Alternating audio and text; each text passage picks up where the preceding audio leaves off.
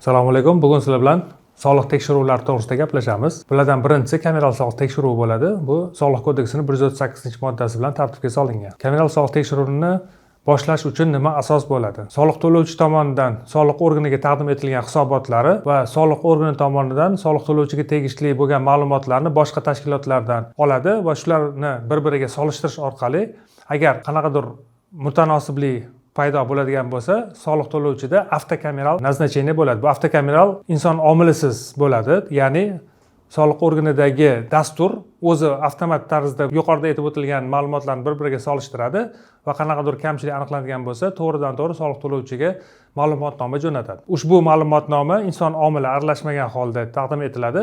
Soliq organi avtokameral bo'yicha xabarnomani bergandan keyin soliq to'lovchida 10 kun muddat bo'ladi. Aynan shu xabarnomada ko'rsatilgan ma'lumotlarni o'zida o'rganib turib, tahlil qilib, o'rganib, ma'lumotlar haqiqatda tasdig'ini topsa, qayta hisobot taqdim etish kerak bo'ladi va soliqlarni to'lab qo'yish kerak bo'ladi. Agar tasdig'ini topmasa, unda asoslantiruvchi hujjatlar bilan e'tiroz xatini yozish kerak bo'ladi. E'tiroz xati soliq organiga kelib tushgandan keyin soliq organi bu narsani ko'rib chiqadi. Agar o'sha e'tirozlar haqiqatda inobatga olinsa, shu bilan bo'ldi, masala hal bo'ldi va tekshiruv tugadi hisoblanadi. Agar taqdim etilgan ma'lumotlar soliq organi tomonidan o'rganilgandan keyin u narsa inobatga olinmasa, endi soliq to'lovchida kameral soliq tekshiruvini tashkil qilish huquqiga ega bo'ladi. Kameral soliq tekshiruvi soliq organi rahbari yoki uni o'rinbosarini tomonidan chiqarilgan buyruq asosida o'tkaziladi. Buyruqda tekshiruvning asoslari, tekshirilayotgan davr, qaysi soliq bo'yicha tekshirilyapti va qaysi inspektorlar tomonidan qaysi muddatda tekshirilyapti degan narsa hammasi ko'rsatilgan bo'lishi kerak. Kameral soliq tekshiruvini muddati 30 kundan oshishi kerak emas, umumiy muddati esa 60 kundan oshishi kerak emas. Ya'ni 30 kundan agar oshib ketadigan bo'lsa, qo'shimcha buyruq asosida uni muddati uzaytiriladi, umumiy muddati 60 kundan oshishi kerak emas. Kameral soliq tekshiruvi yakuni bo'yicha soliq to'lovchiga talabnoma beriladi. Talabnomada aynan nima kamchiligiga yo'l qo'yilganligi ko'rsatiladi va ushbu kamchiliklarni bartaraf etish uchun 5 kun beriladi. 5 kun ichida soliq to'lovchi talabnomada ko'rsatilgan masalalarni o'zida o'rganib turib yoki qayta hisobot taqdim etish kerak bo'ladi, soliqlarni to'lash kerak bo'ladi. Agar u yerda ko'rsatilgan raqamlar bilan kelishmaydigan bo'lsa, o'shaning asoslarini keltirgan holda e'tiroz xatini 5 kunda berish kerak bo'ladi. Kameral soliq tekshiruvi yakuni bo'yicha soliq to'lovchi tomonidan taqdim etilgan asoslantiruvchi hujjatlar o'rganiladi. Asoslantiruvchi hujjatlar qisman agar tan olingan taqdirda soliq organi tomonidan qolgan qanoatlantirilmagan qismiga qaytadan talabnoma berish kerak bo'ladi. Agar to'liq qanoatlantirilmagan bo'lsa, ya'ni soliq organi ushbu asoslarni asosli emas deb topgan holatda endi soliq organida soliq auditini tashkil qilish huquqiga ega bo'lib qoladi. Shu bilan kameral soliq tekshiruvi o'z nihoyasiga yetadi.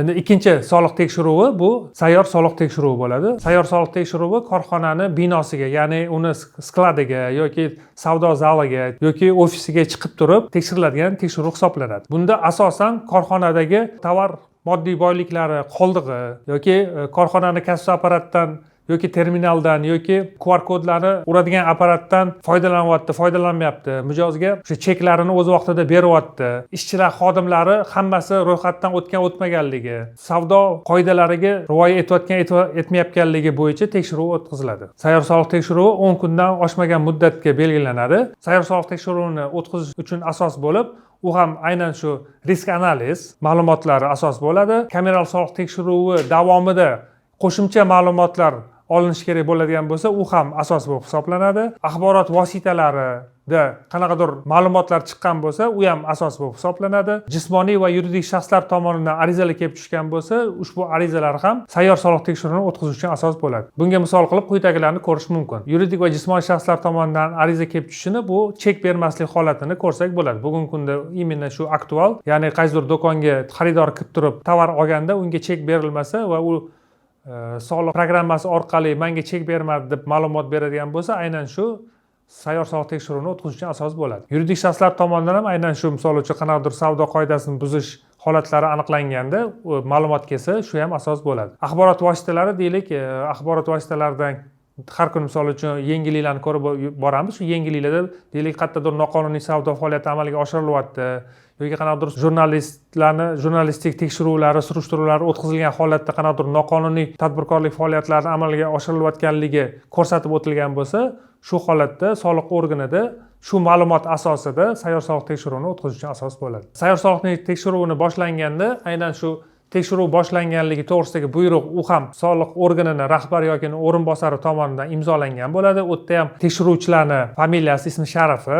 korxonaning nomi, tekshiruv o'tkazish muddati va asosi nima asos bo'ldi, shu tekshiruv boshlash uchun nima asos bo'ldi degan narsalar ma'lumotlar ko'rsatiladi va ushbu buyruq soliq to'lovchiga tanishtiriladi. Ya'ni o'sha soliq to'lovchini hududiga chiqqanda o'sha hududida mansabdor shaxs yoki o'sha korxonaning rahbariga o'sha buyruq beriladi, tanishtiriladi va undan aynan shu buyruq tanishtirilganligi to'g'risida tilxat olinadi va shu tilxat olingandan boshlab tekshiruv boshlangan hisoblanadi. Tekshiruv yakuni bo'yicha dalolatnoma rasmiylashtiriladi va ushbu dalolatnoma soliq to'lovchi va soliq organi xodimlari tomonidan imzolanadi.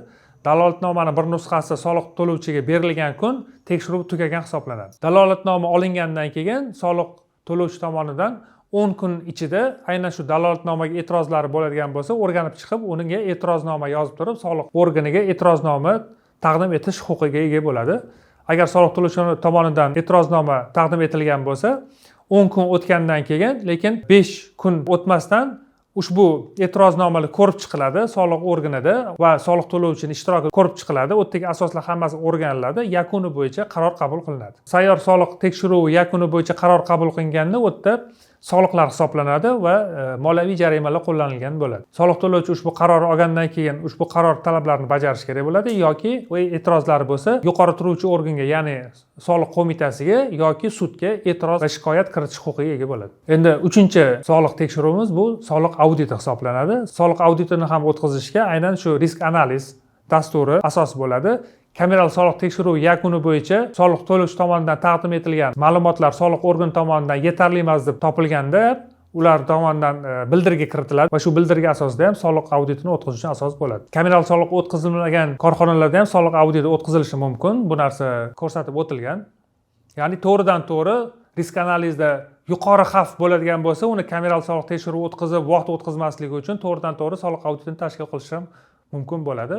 Aynan bu soliqlarni o'z vaqtida to'laqonli byudjetga tushishini ta'minlash maqsadida o'tkaziladi. Soliq auditida ham xuddi shunaqa, soliq organining rahbari yoki uning o'rinbosari buyrug'i asosida o'tkaziladi. Buyruqda tekshirilayotgan korxonaning nomi, tekshirilayotgan davr, tekshiruvchilarning familiyasi, ismi sharifi va tekshiruv muddati ko'rsatilgan bo'ladi. Soliq auditi ham 30 kun muddatdan tayinlanadi, lekin alohida hollarda uni muddati uzaytirilishi mumkin bo'ladi. Bu soliq auditi bu to'laqonli tekshiruv hisoblanadi. Unda korxonaga tegishli barcha birlamchi buxgalteriya hujjatlari tekshiriladi. 3 yil o'zini davriga, tekshiruv davriga 3 yilni qamrab olishi mumkin. Oxirgi tugallangan 3 yilni va u yerdagi barcha soliqlar, barcha to'lovlar, soliqqa oid boshqa prezident farmonlari, qarorlari, Vazirlar Mahkamasi qarorlari ham tekshiriladi. Bu to'laqonli tekshiruv hisoblanadi. Tekshiruv yakuni bo'yicha dalolatnoma rasmiylashtiriladi va soliq to'lovchiga bitta nusxasi taqdim etiladi. Tekshiruvchiga dalolatnomaning bitta nusxasi taqdim etilgan kun aynan soliq auditi yakunlangan hisoblanadi. Soliq auditida ham xuddi sayyor soliq tekshiruvi kabi dalolatnomani olgandan keyin soliq to'lovchida 10 kun ichida unga e'tiroz bildirish huquqi bo'ladi. E'tiroz bildirilgandan keyin ushbu e'tiroz 5 kun ichida soliq to'lovchi ishtirokida ko'rib chiqiladi soliq organida va yakuni bo'yicha qaror qabul qilinadi. Qarorni olgandan keyin soliq to'lovchi u qaror bilan kelishmasa, 30 kun muddat ichida ushbu qaror ustidan yuqori turuvchi organga yoki sudga e'tiroz kiritish huquqiga ega bo'ladi. Agar 1 oydan o'tib ketib qolsa, unda to'g'ridan to'g'ri sudga shikoyat kiritish huquqiga ega bo'ladi. Ushbu shikoyat kiritish muddati 6 oy qilib belgilangan. Ya'ni qaror chiqarilgan kundan boshlab 6 oy muddat ichida soliq to'lovchi tomonidan sudga e'tiroz va shikoyat kiritish huquqi bo'ladi. Soliq va to'lovlar agar shikoyat kiritilgan bo'lsa, soliq kodeksiga asosan barcha harakatlar to'xtatiladi. Ya'ni soliq to'lovchiga nisbatan qo'llanilgan moliyaviy jarima hisoblangan soliqlarni undirish to'xtatib turiladi. Yuqori turuvchi organni yoki sudning qarori qonuniy kuchga kirgunga qadar. Qisqa qilib aytganda shu, agar yuqorida ko'rsatib o'tilgan masalalar bo'yicha sizda qanaqadir muammolar yuzaga keladigan bo'lsa, Yutax jamoasi sizning muammongizni yechishga tayyor.